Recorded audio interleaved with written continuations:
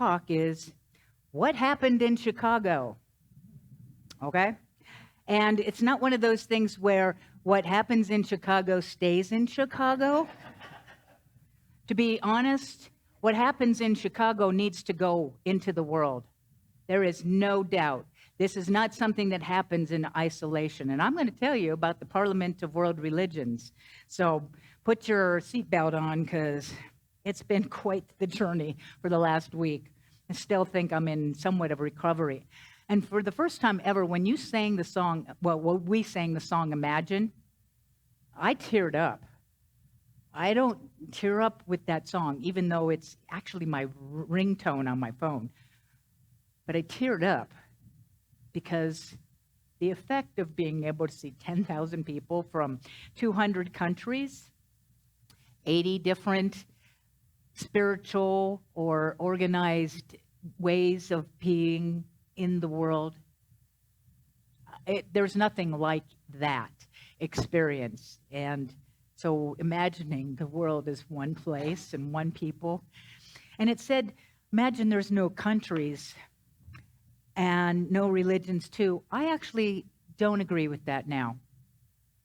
We need, and I'll explain why, because we do need the differences. That's what makes us. There's still a core of oneness, but the flavors of who we are in different nations or spiritual traditions is flavorful.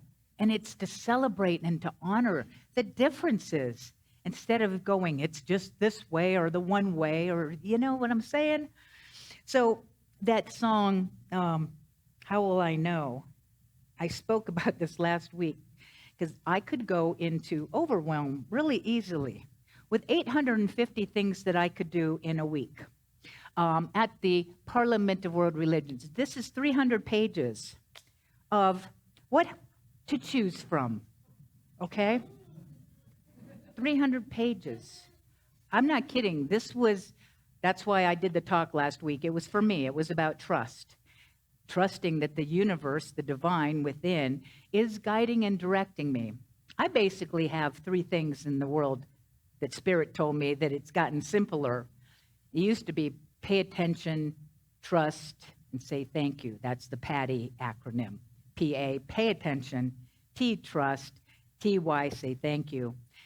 And then Spirit also said to me, but I'm a little bit Irish. So you be O. O, Patty. You be open, pay attention, trust, say thank you. Spirit's changed it up just a teeny bit. It's made it like three things. It's called pay attention, listen to the still small voice, and follow direction. Okay? That has become my new marching orders, so to speak, from the divine. So again, there was 10,000 people at the McCormick Center Lakeside in Chicago. I haven't ever been in Chicago except maybe to change planes. So it was 10,000 people. And before I get into the Parliament of World Religions, a couple neat things is it was on Lakeside. So part of that McCormick Center was on the lake. So I had a vision and got to see Lake Michigan on a daily with the boats coming in and out. Another thing that was fun to have was my wife, who passed in December, was supposed to attend this with me. We had both had our churches pay for our registration a year ago. And I was like, okay, now what am I going to do? And so I posted on Facebook in the Unity and Centers for Spiritual Living pages and said, my wife has passed and I would like to have another roommate, especially since we didn't want Unity of Santa Fe to absorb the entire cost of a, pricey hotel room. So I posted it a couple different times, and finally I got an answer. Anybody know of the person named Eliza Bloom Robinson? Hands up. For those who don't know, Reverend Eliza Bloom Robinson was the interim minister here. She's the one who assisted with the transition for the congregational consciousness of being able to release Reverend Brendolyn Bachelor, and also to prepare the ground for me to come in. So she was my roommate. So how cool was that? I mean, it was just like, we can't stay away from each other, and I don't want to. It was really cool because we'd go off into our days. At the end, we'd come together at 10 o'clock in room, and before going to sleep, talk about some of the highlights. So it was somebody to share with, which was really touching and cool. The only other thing that was outside of the parliament was my brother, who had lived in Chicago, had said, "You're in Chicago, you have to go on the agricultural river lake tour." Said, okay, that's my spirit told me by means of my brother that I needed to go. Okay, pay attention, listen, and follow direction. So yes, I looked.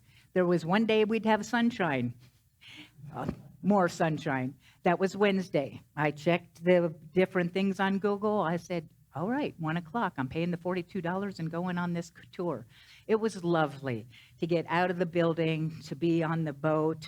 I didn't know there was a lock that you had to go through because the river is lower than the lake. Who knew? I mean, the river actually flows in reverse. Lots of cool things to learn. But it was very fun, and Eliza actually went with me. So that was cool. So these are the outside of the parliament. I did put into the newsletter this week something about the parliament.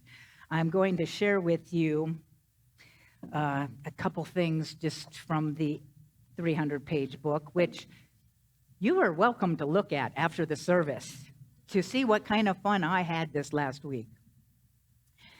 The Parliament of World Religions is the world's largest, most diverse, and inclusive interfaith convening of people of faith, spirituality, and goodwill. Its roots are in the 1893 World's Columbian Exposition in Chicago, where the historic first convening of the World Parliament of Religions created a global platform for engagement of the world's religions, and was thereafter recognized as the birthplace of the modern interfaith movement. Now, I really didn't have any knowledge to what the parliament was. In fact, because I got this book and I had to choose a million different things to see which ones I was supposed to actually go to, I didn't even read some of this before. I read this yesterday. I was like, oh, something to share with you. The approach, now this is, I think, is important. The Parliament of World Religions seeks to promote inter-religious harmony rather than unity. Listen to this. The problem with seeking unity among religions is the risk of loss of the unique and precious character of each individualized religious and spiritual tradition. This understanding is key to our framework. That is why I said there's no religions too, no countries. I'm like, that's what that speaks to. I was like, yes, to honor. You know, back in the day when I said, out of ignorance, all people matter. I don't see color. Ooh, I did not realize what those words actually meant until I studied what white privilege was, and that I want to celebrate color. I want to see people of color. I want to see people of differences. I don't want us to all be the same. We're each a unique, individualized expression of the divine, and that makes it so cool. Goes on and says, interreligious harmony, on the other hand, is an attainable and highly desirable goal. Such an approach respects and is enriched by the particularities of each tradition. Moreover, within each tradition are the resources, philosophical, theological, and spiritual teachings and perspectives that enable each to enter into a respective, appreciative, and cooperative relationships with persons and communities of other traditions. I'm like, yeah, that's what we're talking about. When I arrived there, we went, there was some challenges. It was a test of our sense of humor when you have things like computers that are down and they're trying to register people. And then you go to find a room and you can't find the room, or you go to the room and you find it and you find out it's been changed or eliminated, or it's at a different time or a different place. I was like, that's just a little bit of the interesting things that occurred. Kept a sense of humor most of the time. The one that it's interesting because it's like you get a little tired of things not being the way that you would think that they would be, but they're not. So going through this, it was almost ridiculous to me. I'd go, all right, so, and actually one of the most touching things was at the very beginning on Monday, the 14th. They had a room set up for a cajillion people. They had the main stage. And they had a procession of different traditions in costume. I took a bunch of videos at times, and if you're on my Facebook page, you'll get to see portions and parts. And it was just, I teared up again. I've not been in a place, I went to Chicago, but here's the truth. I went around the world. I was in Japan. I was in India. I was in Taiwan. I was in Lebanon. I was in Israel. I was in Brazil. I went all over the world because all over the world was here in this Chicago experience. So then it was called here, pick your sessions. So I'm just going to open this up and you'll have fun looking at this if you choose to. There is things about repentance and repair, the Sikh interfaith Q&A, women as spiritual warriors, what's love got to do with it? Oh, they had 2 labyrinths, the intersection of faith practices, threats to pluralism and religious liberty. It goes on and on and on and on and on and on and on. I was like, I'd go, how many pages are there from just the 8 to 10:30 sessions? Oh, about 50 pages. That's what it felt like, or maybe 50 things that were there. I was like, okay, I'm trusting God. She knows where she wants me to be. So I would go to these, and my experience was a lot of them were, they had the plenaries, which were the big on stage, and they would have different people come up and speak. But many of these sessions were interfaith sessions, where they would have people from 4 to 6 on a panel, and they would talk about a topic. Now, the topics ranged all over the place. Big, though, and rightly so, climate change. We have a world that's actually, we are in crisis. We are in trauma and crisis. We have gun violence and hate. We have people that are abused. There was a young gal, when they asked her, she was from Lebanon, what's the definition of your definition of peace? She said, I have 2 definitions. One of them is the PC, and the other one you shouldn't probably record. Because she went on and on and on about peace is when you can go outside of your house. Peace is when you can actually go to school. There was so many things. I wish I had but there's so much. There was so much to take in. My favorite, hands down the favorite one. Because one of the things I realized, I'd pick 5 different things that I felt called to go to. And I'd find the room, and I'd be there, and I'd be sitting. And a lot of it was very informational. Now, information is great and grand. But if you already know what you know, and you're not getting anything more, then what's the purpose of my staying in this seat, listening to something? Because I basically wanted 2 things. I wanted to hear something that I didn't know. I wanted to get something that I didn't already know. I'm already vegan. I'm already on it about climate change. I'm already on the anti-racist allies. I have been, Spirit's like, yeah, you. So a lot of these, I was like, I don't need to go and hear that because I'm already in that, unless it was something else. So anyway, A lot of it was very informational, and I wanted also the connection, not just to learn something I didn't already know, but I wanted heart connection. And a lot of it felt like it was information coming at me. And so I would get up after so long, and Spirit would go, get up, go see the other thing that you thought you might want to go to. The one I loved the most, I think I put a thing in here about the page. It's called Saving the Baby from the Patriarchal Bathwater. Young Women's Wisdom on Rebalancing Faith and Spirit. Starts off with how do we understand the global shift of young people away from organized religion and generate authentic, meaningful engagement with the next generation. Hear from a group of diverse millennial and Gen Z young women about their spiritual beliefs, experiences with religion, and unique insights about the future. They represented Christian, Buddhist, pagan, and unaffiliated. How they did this, came into a room. We were in a big circle. The room was lit nicely, because sometimes the glaring lights. And 7 young women in their 20s sat on the floor with a candle in the middle. They had a piece of red ball of string that they would pass. It was like the talking stick.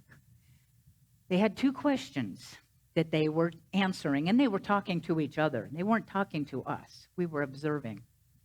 And the first question was, how has colonization and patriarchy affected your spirituality?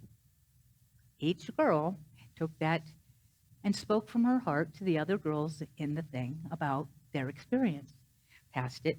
So each one spoke from their heart to the others in their little circle. And the second one was, what is the baby in the bathwater, and how do we save the baby? Again, 7 different perspectives talking to each other about their experience and what they saw this as. When they finished these 2 questions, they got up and they moved back into the big circle, and they said, okay, so what is your vision? Asking us in the big circle. My hand was the first one up. I'm like, I said, my vision is what I just saw. What I saw, the youth talking, speaking, listening to each other. That's the vision, okay? And the question also was asked, how do we find the young people? The answer by one person was, you find one person who is ripe. That was the word used. Somebody who's ripe. And then you ask them, who do they know that's ripe? Here's your bonus, my bonus, the divine's bonus. Out of those 7 women, one of those young women lives here in Santa Fe, New Mexico. Mic drop, yes. Yeah, I even looked at her and said, you're in Santa Fe, I am in Santa Fe. We exchanged cards. We sent a text. I said, when are you coming back into Santa Fe? I will be connecting with this divine being. I want to start a group that is called Youth for Change. Youth for Change. I want us to listen to the youth. And I don't want to put us down, but we haven't done a really good job. I heard somebody say, we're a developed country. I don't think we're acting like it. The deaths by guns, the gun violence, and all of that is just, and there's a crisis going on. We have mental health issues. I was also told, I went to this was great. So the other great one that I went to, because one thing wasn't happening at all, and I went to this one, and it was called Refuge. It was a documentary. And technology, they couldn't get the thing to play.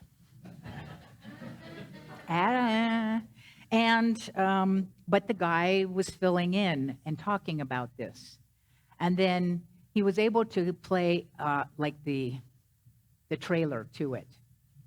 And then he spoke more, which actually the benefit was I got to hear the backstory on some of the things that probably wouldn't have gotten addressed.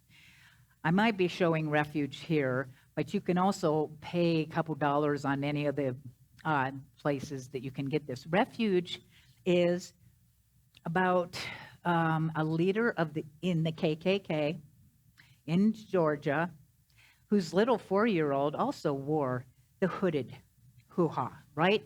Okay, I mean, and when I heard the backstory, I'm like, well, of course he would go into this way of being.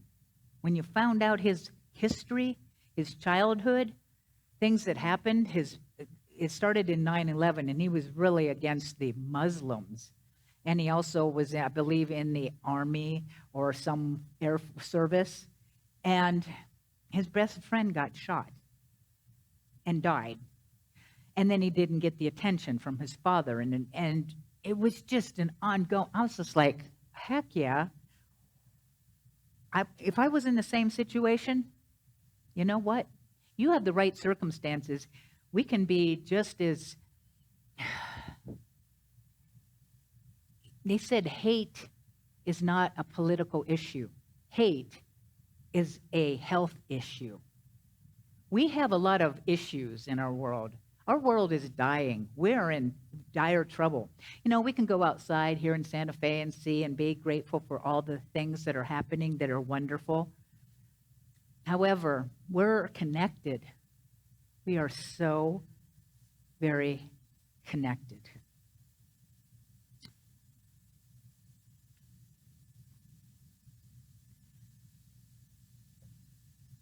It hurts my heart to realize that our youth have more anxiety because this world is a mess.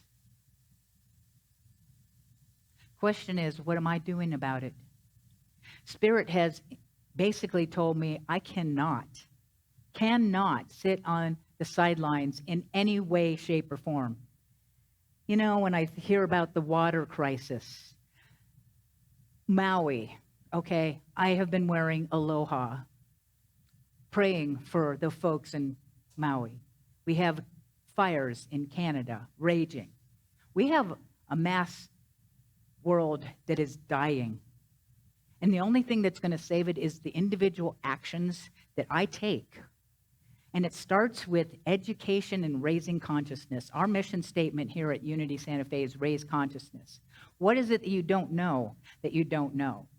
I never thought I'd be a vegan, but when I hear the stats on how much water it takes, and I'm not telling you what to do. I don't want to necessarily get feedback that, oh, vegan doesn't work for me. That's not the purpose. What is it that you can do? What is it that I can do? What is it that I can learn about and then take an action? Because you can raise your consciousness and learn and understand something, but is there something I can do? Because if we don't, our world is not going to make it. Our youth are going to not have grandchildren who can actually enjoy the world. It's hard, I'll be honest, to hear all of these sessions talk about all the problems, but there is also hope, you know? And the hope is in ourselves, not in somebody else doing something. I'm willing to stand up and speak things that maybe aren't comfortable for people to hear because it's what I have to do now. You would know the golden rule. I want to share with you. And it was funny because I read what I read in the Daily Word. You all know the golden rule, to treat people as you'd want to be treated. How many of you know the platinum rule? Okay, I've got a couple. The platinum rule, I think this one is important as well. It is more compassionate, inclusive than the golden rule. The golden rule says, do unto others as you would have them do unto you. Treat others the way you want to be treated. The platinum rule says, treat others the way they want to be treated. The platinum rule takes into account the other's feelings, ideas, thoughts, beliefs, and culture.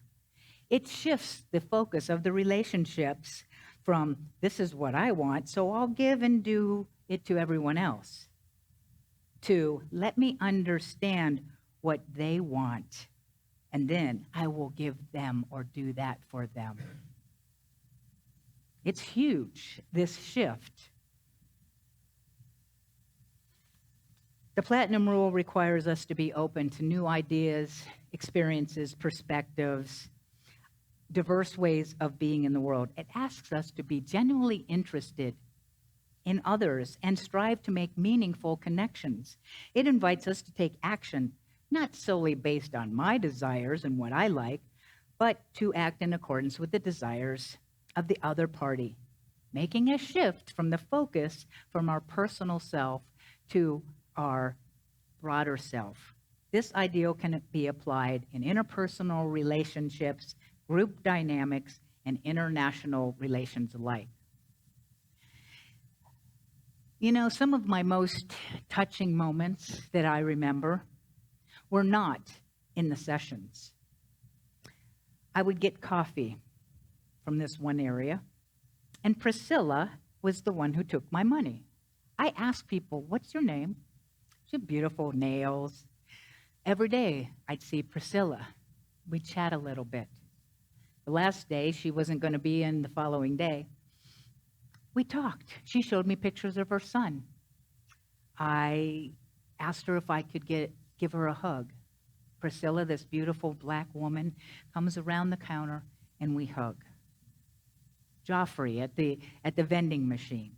It was those moments where you connect with another person. With, what's her name? Li Qing from Taiwan. We hugged. They're making clothing and blankets out of plastic, and they're taking them to disaster areas. Hugged her. Said, "My sister from another mister." You know? Sisters and brothers. Everybody is my sister or my brother. I love in India, they say everybody's an auntie or an uncle. There's only one family. I'm going to close with sharing. I think I'll close. Maybe not.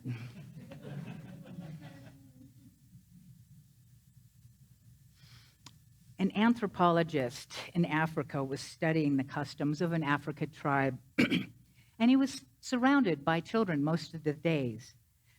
So as he was getting ready to leave the area, he went into the city and he purchased a whole lot of candy.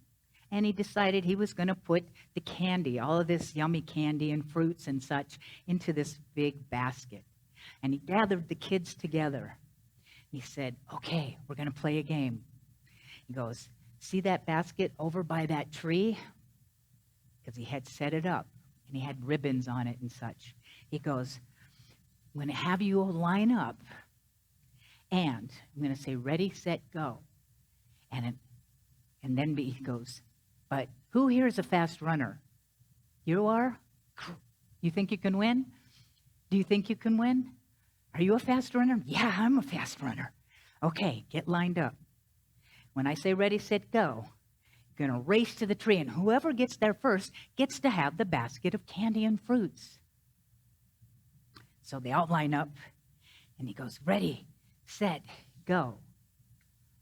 And to his astonishment, these kids all took each other's hands and went together to the tree where they sat down and shared the candy and everything there. And I just got the God bumps, even sharing that with you. This is called the spirit of Ubuntu. Ubuntu. And he said to these kids, he's like, "Why did you do that? Well, the first one who arrived could have had everything." And a little girl simply replied, "How can one of us be happy if all the others are sad? How can we be happy when you know there's suffering in the world?" Now, I don't want you to go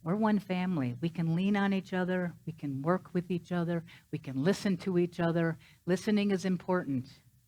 Listening to that still small voice and to one another. Imagine a world that works for everyone.